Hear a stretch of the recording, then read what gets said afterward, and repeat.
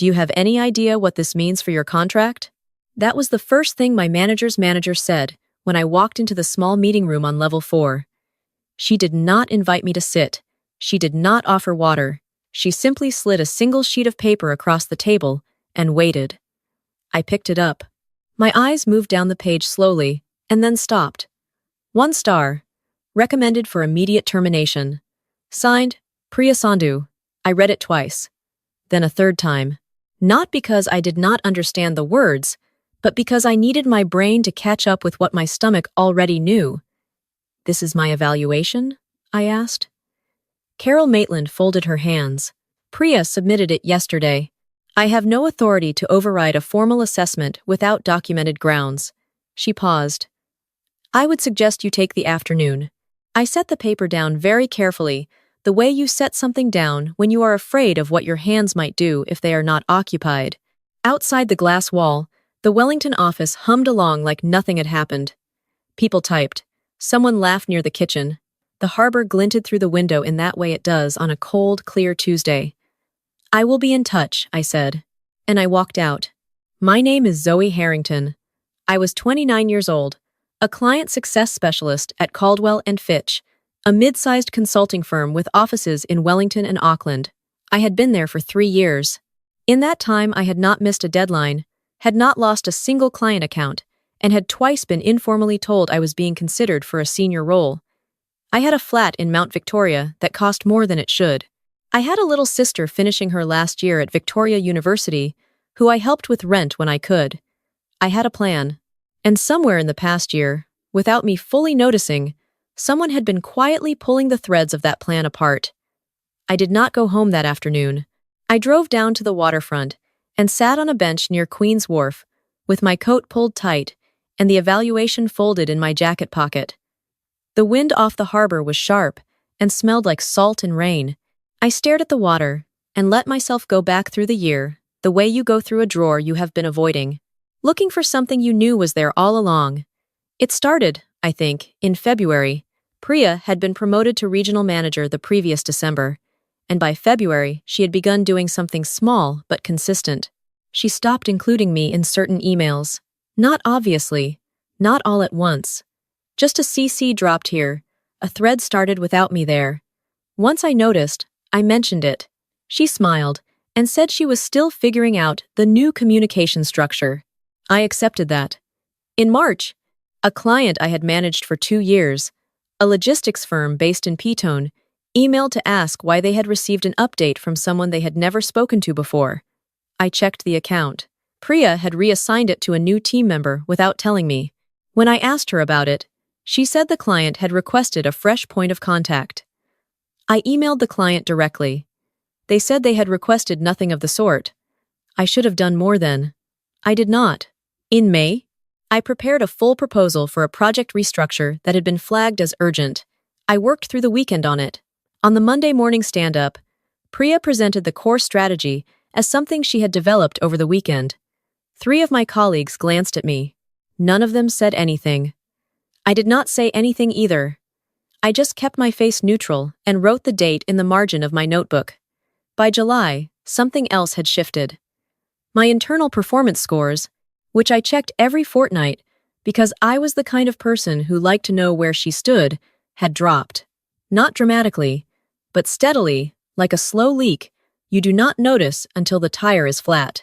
I raised it with Priya in our one-on-one. She told me the system recalibrated quarterly and that I should not read too much into it. Her voice was patient and kind in the way that made me feel irrational for asking.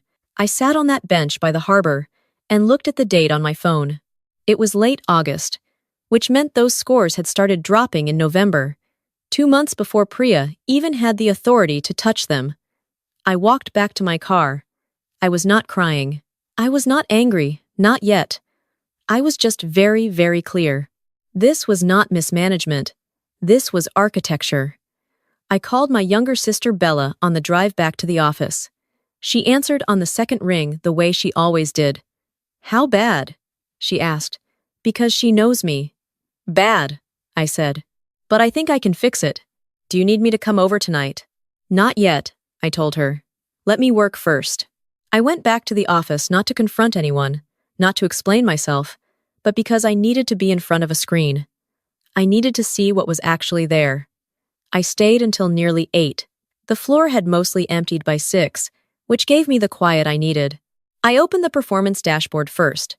Not the summary view that most people used, but the raw activity log underneath it, the one that showed every edit, every timestamp, every login. It took me 20 minutes to find it, but once I saw it, I could not unsee it. The first score adjustment had been made on a Sunday evening in November at 11:47 at night. The login belonged to Priya. The second was a Wednesday in January, just after midnight.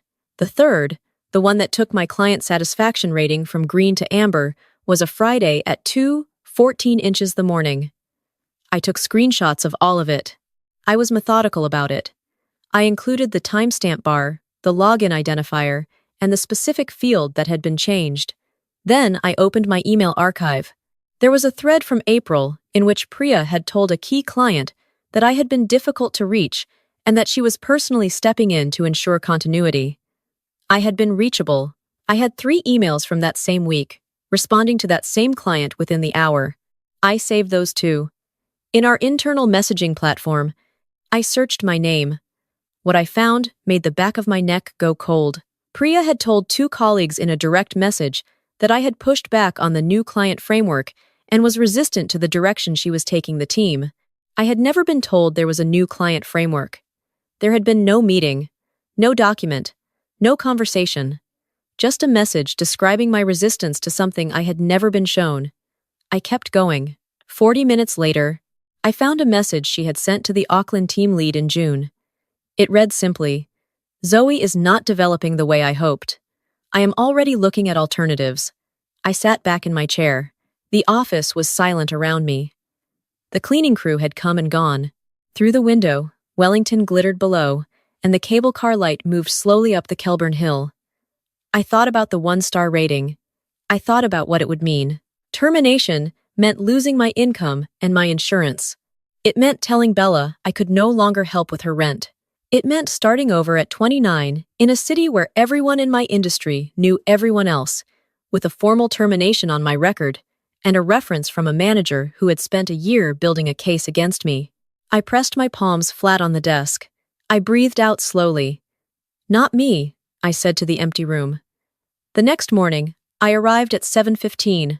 I had slept 4 hours, and I felt steadier than I had in months. I had a plan, and it was simple. Gather everything, say nothing, and make sure that when the time came, I was the one holding the full picture. I started with the clients.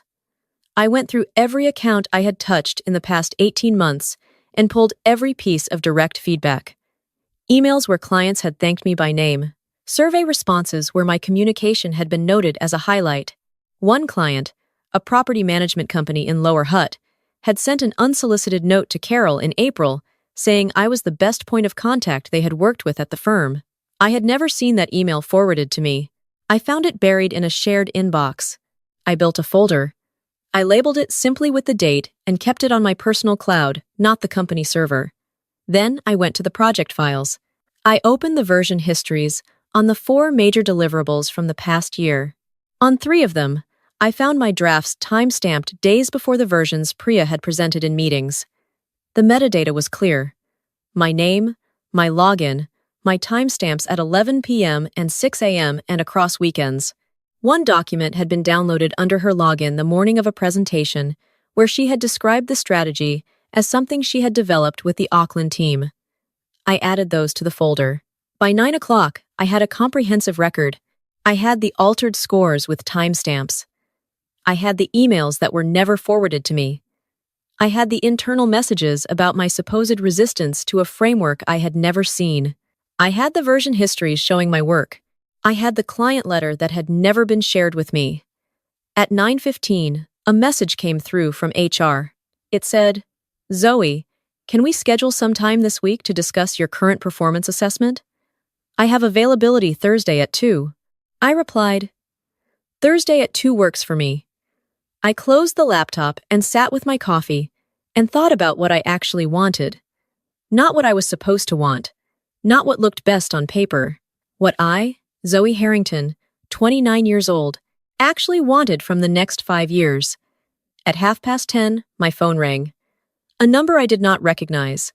Is this Zoe Harrington? The voice was warm and a little formal, the kind of voice that belongs to someone who is used to being taken seriously. It is, I said. This is Dominic Reeve. I used to head up the infrastructure portfolio at Meridian before I moved across to Tahuna Advisory. You worked with us about 18 months ago, on the systems review. I remembered him immediately. One of the most organized clients I had ever worked with. Of course. How are you, Dominic? Honestly? Frustrated, he said. We have been trying to get you back on a project for the past 3 months and keep getting told you are not available or that someone else has taken over the relationship. I finally just found your mobile through a mutual contact. I hope that is all right. I kept my voice level. I was not aware of any requests coming through for me. That is what I was afraid of, he said. Zoe, I will be direct. We are building out an advisory team here at Tahuna.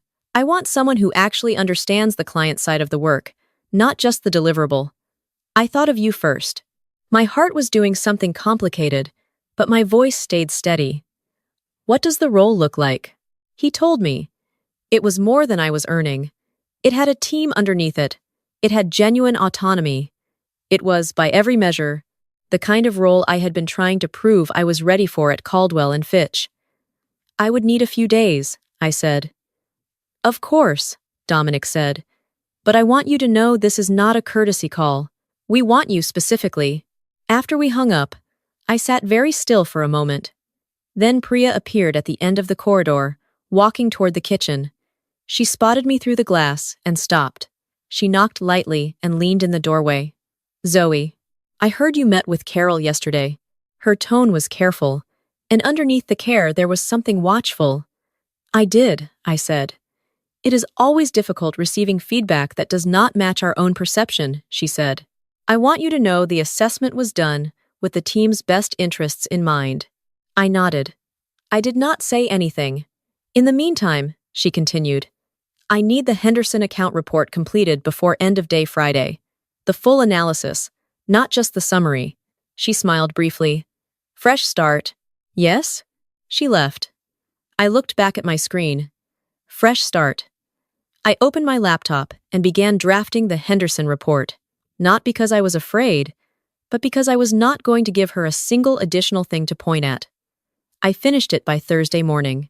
I sent it to her at 8:15 with Carol copied in. I wrote a short note at the top. Full analysis as requested. Please confirm receipt. She replied 4 hours later. Received. Carol replied within 20 minutes. Thank you, Zoe. This is thorough. I read Carol's reply 3 times. Then I made a decision. Thursday at 2, I walked into the HR meeting with my folder. The room was small and had a round table, which I had always thought was HR's way of pretending there was no power dynamic. The HR advisor, a man named Graham, who had been at the firm for a long time and wore the expression of someone who had witnessed a great many uncomfortable conversations, gestured for me to sit. Zoe, thanks for coming in. We wanted to have a conversation about the recent assessment and understand your perspective before anything is formalized. I placed my folder on the table. I appreciate that, I said. I would like to share some information first, if that is all right. Graham nodded, cautious. I opened the first page. These are the performance score logs from the internal dashboard, showing adjustments made to my metrics across 8 separate dates. All of them are outside business hours. All of them are under the same login. I slid the page across to him. He looked at it. He did not speak. These, I continued, placing the next set of pages down, are emails from 3 separate client contacts who confirmed they did not request a change in their account management, despite being told that I had requested reduced involvement. I watched his face carefully. He was reading. This is a version history from the Henderson account restructure proposal, showing my drafts timestamped 48 hours before the version presented to the Auckland leadership team under another name. I set that page down too. And this is a client commendation submitted to Carol in April, which I was never made aware of and which does not appear to have been included in any assessment documentation. Graham was quiet for a long moment. Then he said, carefully. Zoe, where did you access the activity logs? They are in the standard dashboard, I said. Under the reporting tab. Anyone with staff-level access can view them. They are not hidden. They are just not commonly checked. He closed the folder gently. I will need to take this to the compliance team. I expected as much, I said. I have copies. He looked at me. Are you intending to continue in your role while this is reviewed? I reached into my bag and placed a second envelope on the table. This is my resignation, effective in 2 weeks. I am not leaving because I am guilty of anything. I am leaving because I have been offered a role that recognizes the work I actually do. But I want this documentation reviewed regardless, because I am not the only person on this team. Graham picked up the envelope. He looked genuinely tired. I understand. I also want a flag, I said, standing, that at least 2 junior members of the team have been left off client communications in a way that mirrors what happened to me. They may not feel safe raising it themselves. He wrote something down. I thanked him and walked out. My first week at Tahuna Advisory was quiet in the best possible way. Dominic had set up a small desk for me near a window that looked out over the Lambton Quay end of the CBD, and the light in the afternoons was long and soft. I spent most of that first week meeting the team, reading the existing client files, and understanding what had been left undone. On the Friday, I got a message from a former colleague named Sophie, who was still at Caldwell & Fitch. She wrote, Hey, just so you know, HR has been talking to people. I think something is happening. I replied, Thank you for letting me know. The following Monday, Dominic stopped by my desk. He closed the door behind him, which he rarely did. I got a call from someone at Caldwell & Fitch this morning, he said. They asked whether I had any concerns about your performance record. He looked at me steadily. I told them I had none.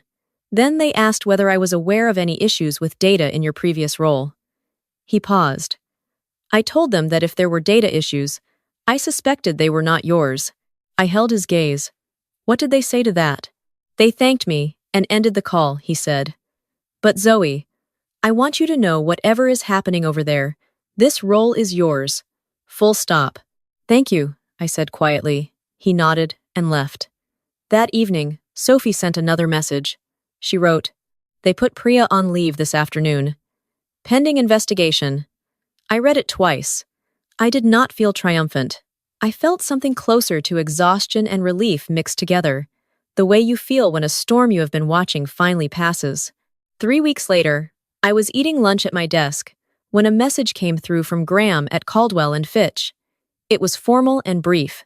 It said that the internal review had concluded, that significant procedural concerns had been identified, and that the firm wished to thank me for the documentation I had provided, which had directly informed several policy changes. My formal record had been updated to reflect a voluntary resignation in good standing. I read it once. Then I forwarded it to my personal email, closed the tab, and went back to my lunch.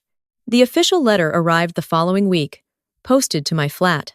It was from the firm's compliance officer, and it confirmed that the review had substantiated concerns across multiple areas, including performance data integrity, client communication management, and conduct toward junior staff. It said that, as a result, new oversight protocols had been implemented for all performance assessments, and that a third-party audit would now be conducted annually. It thanked me, without naming me publicly, for the role my records had played. I set the letter down on my kitchen table. Through the window, I could see the tops of the pohutukawa trees on the street below, just starting to come into bud. Bella rang that evening.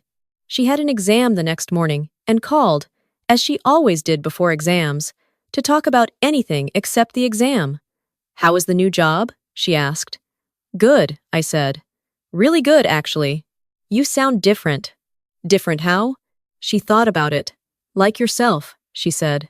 You sound like yourself again. 2 months after I started at Tahuna, Dominic called me into his office and handed me a printed org chart with a new box on it. My name was in it. Below my name were 4 others.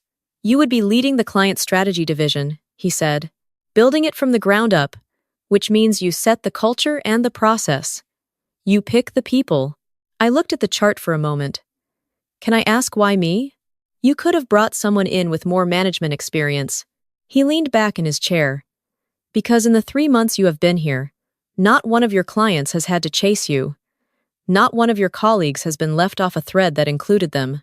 And last week, when Hannah made a mistake on the Brightwater file, you fixed it quietly and then spent 20 minutes showing her why it went wrong rather than just sending it back. He paused. That is the kind of leader I need. I nodded slowly. Then yes, I said. I would be glad to. When I went back to my desk, I thought about the afternoon I had sat on that bench by Queen's Wharf with a 1-star evaluation in my pocket and the harbor wind cutting right through my coat. I had been so certain that everything was about to fall apart. All it had actually done was fall into place. And here is what I want to say to anyone who has ever sat in a room and been handed someone else's version of who you are. Documentation is not paranoia. Writing things down, keeping records, noting the date and the time and exactly what was said, that is not pettiness or defensiveness. That is how the truth survives long enough to be heard. The people who manipulate systems count on you feeling too embarrassed or too confused or too afraid to go looking. They count on the gap between what they say happened and what actually happened being too murky to navigate. What I learned is that the gap is almost never as murky as it feels. Timestamps are real. Version histories are real. The paper trail that feels tedious to maintain is exactly the thing that protects you when someone decides to rewrite the story. If you are in a workplace that makes you feel like the problem, spend some time asking yourself whether the evidence actually supports that, or whether the evidence, if you looked for it carefully, might tell a different story entirely. And if someone tries to hand you a version of yourself that you do not recognize, you are allowed to set it down and walk out with the real one intact.